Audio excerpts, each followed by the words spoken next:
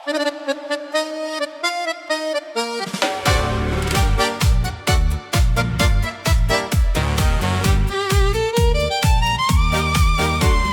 vdávala se brzy a rozum nikde nic. Však Vilém měl ty oči, jak rybník z Nemanic. Když přišel z bílé pece a voněl po chlebu, já byla celá vedle a dneska už to vím, proč tu smůlu mám. Můj Vilém peče housky a doma sotva spí. Když ráno zadělá těsto, už oči zavírá si. Já čekám každý večer, že ke mně cestu zná. On místo ke mně k peci a moukou zasypaný usíná.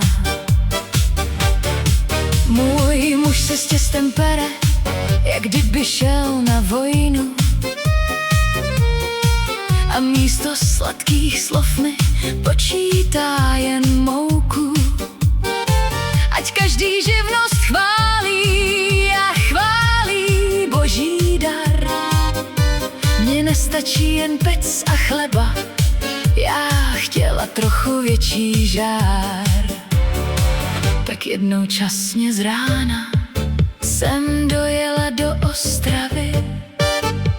Tam jedna stará pekařka prý umí radu dát, jen co mě ve dveřích vidí a můj utrápený líc.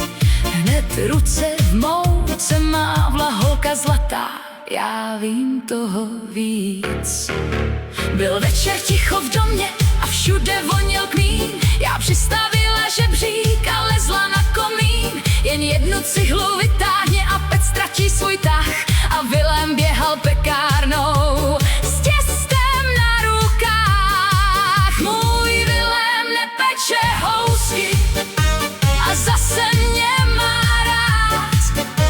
Už oči nemá ousky a nechce pořád spát. Teď ráno stojím v krámě a směju se jen tak. Regály dávno prázdné, ale doma správný tah. Já volám, krám je zavřený, ať si kdo chce nadává. Dnes místo horkých houskek mě doma Vilém objímá. Ať celé město bručí, že pečivo dnes není včas. Můj Vilém sedí vedle mě a konečně má pro mě čas.